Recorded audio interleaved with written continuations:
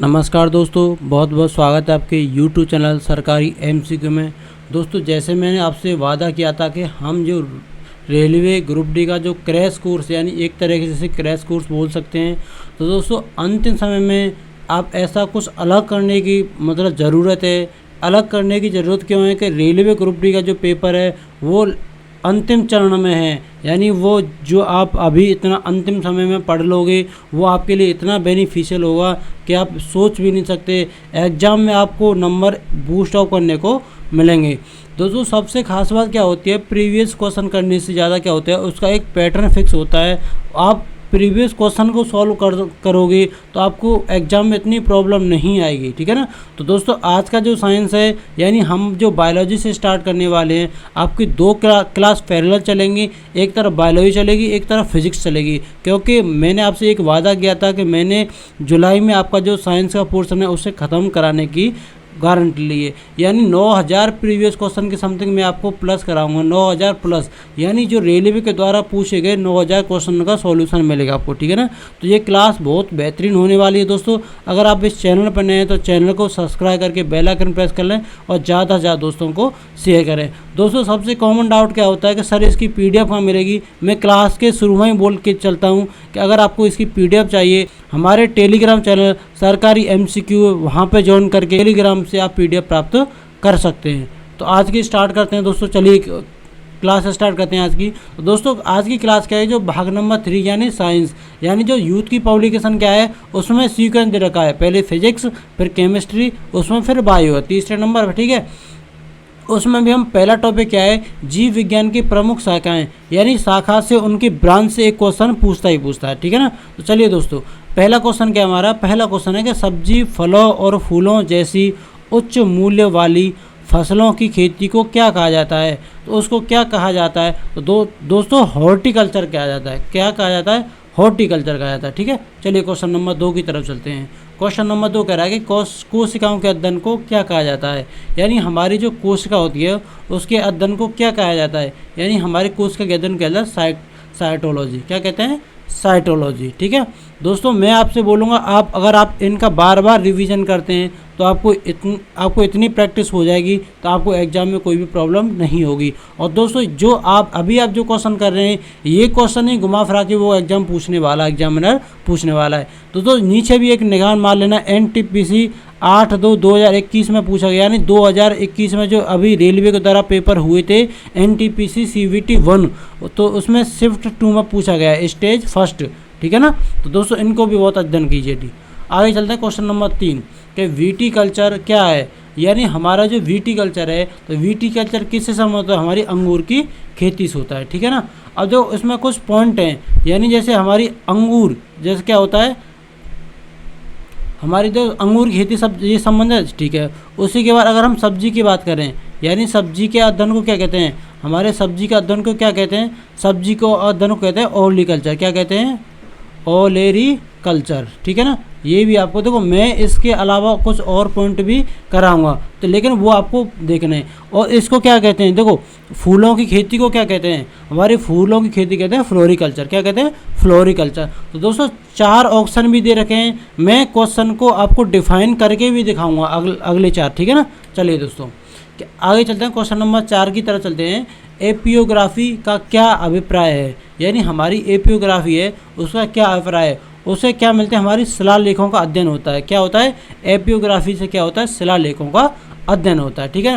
और देखो वहीं बात करते हैं, कंकाल का अध्ययन होता है। यानी हमारा कंकाल का अध्ययन किसका होता है, ऑस्टियोलॉजी कहते हैं। क्या कहते हैं, ऑस्टियोलॉजी कहते हैं। ठीक है ना। वहीं देखो इसकी बात करें हम, मानचित्र का अध्ययन क्या कहलाता है, हमारा मानचित्र का अध्ययन कहलाता है कार्टोग्राफी। क्या कहलाता है, कार्टोग्राफी। ठीक है ना। और वहीं बात कर लें सिक्कों का अध्ययन, ये हमारे सिक्कों का अध्ययन क्या कहलाता है, न्यूमेस्टिक। क्या कहलाता है, न्यूमेस्टिक। ठीक है ना। तो मैं दोस्तों, जैसे क्वेश्चन 1 है, क्वेश्चन 1 तो है, उसके अलावा जो 3 ऑप्शन है मैं उनको भी डिफाइन करके चलूँगा ताकि आपको कोई भी प्रॉब्लम नहीं आए। आप क्वेश्चन सॉल्व करो तो क्लियरिटी आनी चाहिए। ठीक है ना।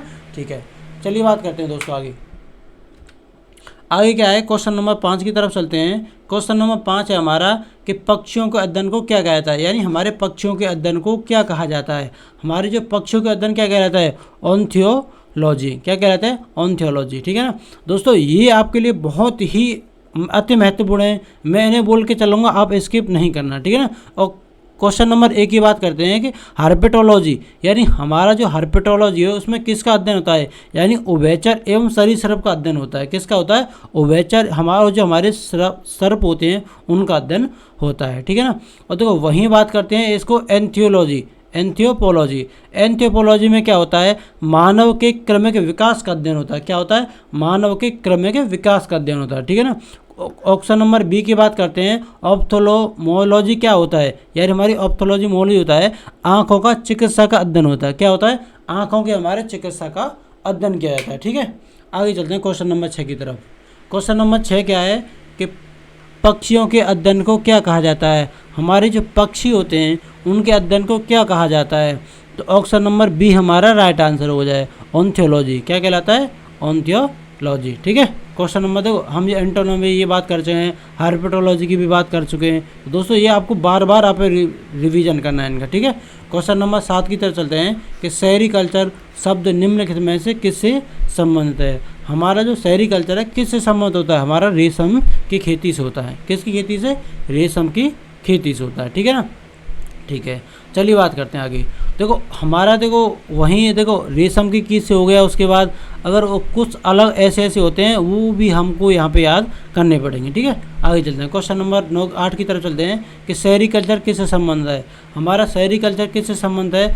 हमारा सेरीकल्चर रेशम की कीड़ों का पालन है। ठीक है, आगे चलते हैं। तो यहाँ पे भी आप एक बार निकालिए कब पूछा गया? RRB NTPC 5/4/2000, यानी 2016 में जो वैकेंसी निकाली गई थी उनका एग्जाम कंडक्ट कराया गया था, उसमें ये क्वेश्चन पूछा गया। ठीक है, देखो आगे बात करते हैं। क्वेश्चन नंबर 9 की तरफ बात करते हैं। 9 क्या है कि निम्नलिखित में से कौन सा शब्द पशु व्यवहार के जैविक अध्ययन का सबसे अच्छा वर्णन करता है?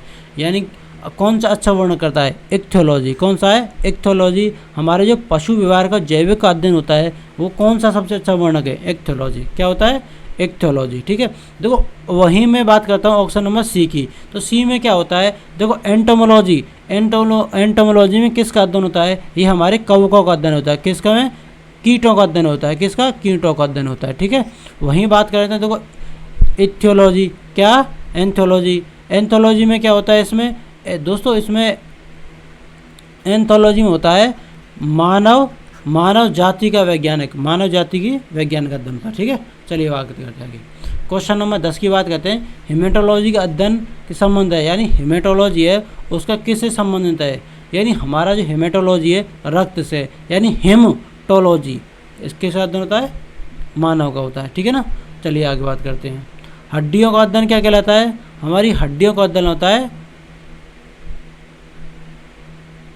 चलिए बात करते हैं आगे। क्वेश्चन नंबर 11 की बात करते हैं। मार्फोलॉजी क्या है? मार्फोलॉजी क्या है हमारी?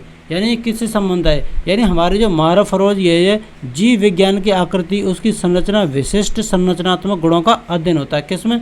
मार्फोलॉजी में। ठीक है, क्वेश्चन नंबर 12 की तरफ चलते हैं कि निम्नलिखित में से किसमें मनुष्य का अध्ययन होता है? यानी जो हमारा मनुष्य है उसमें किसका अध्ययन होता है? यानी एंथ्रोपोलॉजी के अंदर जो मनुष्य का अध्ययन किया जाता है। ठीक है, क्वेश्चन नंबर 13 की चलते हैं कि जंतु विज्ञान की किस शाखा का मानव जाति के समाजशास्त्र के अध्ययन से गहरा संबंध है? किससे संबंध है? यानी ऑप्शन नंबर डी, ये हमारे एंथ्रोपोलॉजी। ठीक है ना। ठीक है, क्वेश्चन नंबर 14 की तरफ चलते हैं कि निषेचन, विकास और विभाजन और विभिन्नता के अध्ययन को किस नाम से जाना जाता है? किस नाम से जाना जाता है? यानी हमारा भ्रूण विज्ञान। किससे जाना जाता है? भ्रूण विज्ञान से। ठीक है, क्वेश्चन नंबर 15 की तरफ चलते हैं कि पौधों में बीमारियों का अध्ययन और वह तरीका जिसमें पौधे विरोध करते हैं या संक्रमण से सामना करते हैं क्या कहलाता है? क्या कहलाता है? वो हमारा ऑप्शन नंबर सी हमारा राइट आंसर हो। क्या कहलाता है? फाइटोपैथोलॉजी। ठीक है, क्वेश्चन नंबर 16 की तरफ चलते हैं। दोस्तों मैं आपसे फिर से आपको बोल के चलूँगा कि हमारे क्वेश्चन जो कराए जा रहे हैं वो रेलवे के द्वारा पूछे गए किसी न किसी एग्जाम में कराए जा रहे हैं। 28/4/2016 गया है। कौन से शिफ्ट में पूछा गया? शिफ्ट नंबर 3 में पूछा गया है। ठीक है ना, तो क्लास बहुत स्मूथली चलेगी। अगर आप इस चैनल पर नए हैं तो चैनल को सब्सक्राइब करके बेल आइकन प्रेस कर लें। ठीक है, क्वेश्चन नंबर 16 है कि जीवित चीज़ों पर मृदा के प्रभाव का अध्ययन मृदा विज्ञान की किस शाखा के अंतर्गत किया जाता है? तो किस शाखा के अंदर किया जाता है? ये हमारा एडाफोलॉजी। किसके अंदर किया जाता है? एंथ्रोपोलॉजी। ठीक है, बात करते हैं देखो एंड्रोलॉजी। ये एंड्रोलॉजी में किसका अध्ययन होता है, यानी पुरुषों में जो बांझपन या यौन रोगों का अध्ययन किया जाता है। ठीक है, और वहीं बात करते हैं क्वेश्चन नंबर सी की, ऑप्शन नंबर सी की, एग्रोबायोलॉजी। एग्रोबायोलॉजी के अंदर क्या आता है, जैसे कृषि जैसे उसका पौधा होता है, पौधे के जीवन का अध्ययन होता है, यानी उसमें जैसे कोई भी फसल ले उसका जीवन होता है, उसमें अध्ययन किया जाता है। ठीक है, क्वेश्चन नंबर 17 की तरफ चलते हैं कि निम्नलिखित में से शरीर विज्ञान एवं चिकित्सा की वह कौन सी शाखा है जो पुरुष की विशिष्ट रोगों एवं स्थितियों के संबंध है, यानी किसे होता है, ये होता है एंड्रोलॉजी। ठीक है ना, ठीक है, आगे चलते हैं ऑप्शन नंबर 18 की तरफ कि निम्नलिखित में से किस चिकित्सा विज्ञान की कौन सी प्रशाखा यकृत के उपचार और अध्ययन से संबंधित है, कौन सी है हमारी, तो ये हमारे इसका राइट आंसर हो जाए ऑप्शन नंबर बी हमारा राइट आंसर होगा। कौन सा होता है, हेपेटोलॉजी। कौन सा होता है, हेपेटोलॉजी। ठीक है, आगे बात करते हैं जीवों के वर्गीकरण से संबंधित जीव विज्ञान की शाखा को क्या कहते हैं, तो क्या कहते हैं, ये हमारा ऑप्शन नंबर ए हमारा राइट आंसर हो जाए, यानी क्या कहते हैं, वर्गीकरण की विज्ञान। ठीक है, ऑप्शन चलिए 20 नंबर चलते हैं कि जंतु विज्ञान का किसका अध्ययन है, यानी जंतु विज्ञान किसका अध्ययन है, हमारे जो जंतु विज्ञान होती है उसमें किसका अध्ययन होता है, ये हमारा डी राइट आंसर हो जाए कि किसका अध्ययन होता है, जानवरों का अध्ययन होता है, किसका, जानवरों का अध्ययन होता है। ठीक है, 21 की तरफ चलते हैं, विज्ञान की वह शाखा जो शरीर या पृथ्वी से परे मौजूद जीवन की संभावनाओं से संबंधित है उसको क्या कहते हैं, तो ये हमारा बी राइट आंसर हो जाएगा। क्या हो जाएगा, बी राइट आंसर हो जाएगा। क्या कहते हैं, एक्सियोबायोलॉजी। क्या कहते हैं, एक्सियोबायोलॉजी। ठीक है, क्वेश्चन नंबर 22 की तरफ चलते हैं कि तत्व और मानव जैसी प्रजाति जैसे कि बंदर, बानर, वनमानस आदि के व्यवहार का अध्ययन है, क्या कहलाता है। दोस्तों ये क्वेश्चन में शायद ही तीसरी बार आ रहा है, क्या कहलाता है, यह प्राइमेटोलॉजी होता है। क्या होता है, प्राइमेटोलॉजी। ठीक है, क्वेश्चन नंबर 23 की तरफ चलते हैं कि निम्नलिखित में से कौन सा मकड़ी का अध्ययन है, यानी हमारा जो मकड़ी का अध्ययन होता है क्या होता है, यानी मकड़ी का अध्ययन होता है ऑप्शन नंबर ए हमारा राइट आंसर हो जाएगा, आर्केनोलॉजी। क्या होता है, आर्केनोलॉजी। ठीक है, देखो वही बात करें एंथ्रोपोलॉजी में किसका अध्ययन होता है, मानव की संस्कृति सभ्यता का अध्ययन होता है। एंथ्रोपोलॉजी दोस्तों मैं इन चीज़ों को क्यों बार बार बोल के चल रहा हूँ, क्योंकि इन चीज़ों को आप बार बार अपने माइंड में दोहराएं, आप खुद अपने आप से बोलें और आप 4-5 बार ऐसा करोगे ये क्वेश्चन आपके माइंड में क्लिक होंगे। और दोस्तों यही क्वेश्चन एग्जाम में बार बार पूछे जाते हैं। ठीक है, ठीक है, देखो सी ऑप्शन नंबर सी की बात करते हैं, एपियोलॉजी। एपियोलॉजी में किसका अध्ययन होता है, एपियोलॉजी में मधुमक्खी का अध्ययन होता है। क्या होता है, एपियोलॉजी में मधुमक्खी का अध्ययन होता है। ठीक है, वहीं ऑप्शन नंबर डी की बात करें, साइनोलॉजी। साइनोलॉजी में किसका अध्ययन होता है, साइनोलॉजी में कुत्तों का अध्ययन होता है। किसमें, कुत्तों का अध्ययन होता है। ठीक है, क्वेश्चन नंबर 24 की तरफ चलते हैं, सेरोलॉजी। सेरोलॉजी में किसका अध्ययन होता है, ये हमारी सोरोलॉजी होती है, उसमें छिपकली का अध्ययन होता है। किसका होता है, छिपकली का अध्ययन होता है। ठीक है ना, वहीं बात करते हैं, देखो आगे चलते हैं, क्वेश्चन नंबर 25 की तरफ चलते हैं कि लिखित दस्तावेज हैं जो एक मानव वैज्ञानिक संस्कृति का चित्रण दर्शाते हुए अनुसंधान तैयार किया जाता है, क्या कहलाता है।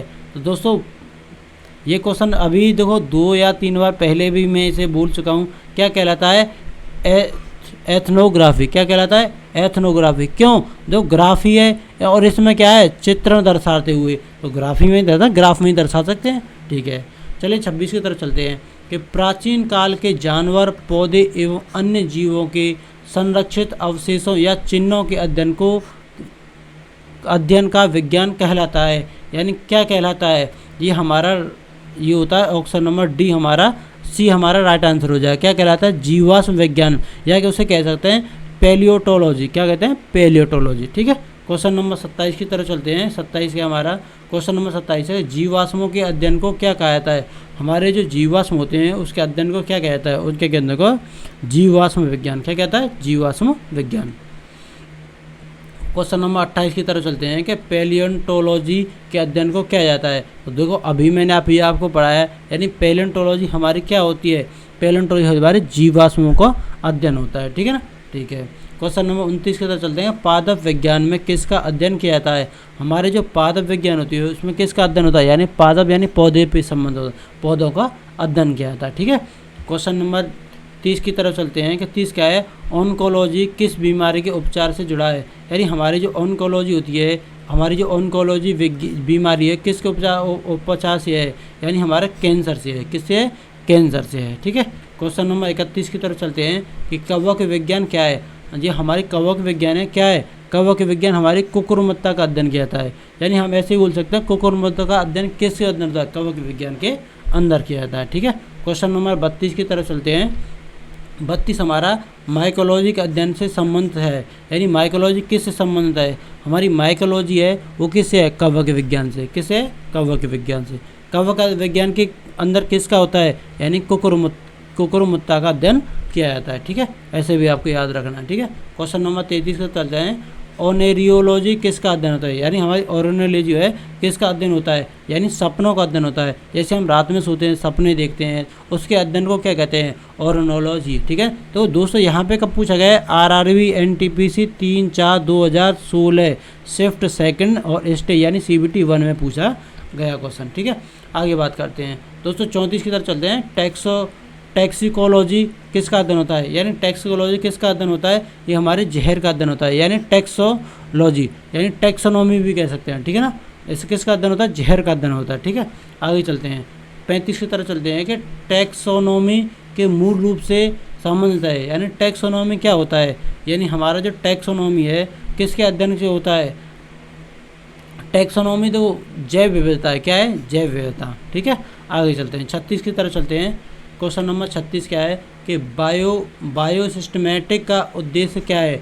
यानी जो हमारे बायोसिस्टमैटिक होता है उसका उद्देश्य क्या है? तो दोस्तों बायोमैस होता है उसका अध्ययन होता है अध्ययन के सभी क्षेत्रों से विभिन्न मानव की समग्रता पर उनके विकासवादी इतिहास और उनके फाइलोजेनिक की स्थापना के आधार पर जीवों का वर्गीकरण। दोस्तों ये कब पूछा गया? RRB ग्रुप D 2018 में पूछा गया, 15/11 और शिफ्ट 3 में पूछा गया है। यानी ये रेलवे ग्रुप D 2000 देखो कितना लंबा क्वेश्चन है और एक ही नंबर का है। दोस्तों मैं इस किताब को पर्पज़ यही है कराने का कि आप जो प्रीवियस क्वेश्चन है किस पैटर्न में पूछे गए और किस तरीके से पूछे जाते हैं, यही एक पैटर्न है, यही मेरा एक संकल्प है कि आपको रियल में क्वेश्चन से परिचित कराना। आमना सामना करोगे तो आप क्वेश्चन को धुआं कर दोगे। ठीक है, क्वेश्चन नंबर 37 की तरफ चलते हैं कि विभिन्न प्रकार के ऊतक के अध्ययन को क्या कहा जाता है? यानी हमारे जो विभिन्न प्रकार के ऊतक हैं उनके अध्ययन को क्या कहा जाता है? यानी ऊतक विज्ञान कहा जाता है। तो वो RRB JEE 23/5/2019 में पूछा गया है। ठीक है,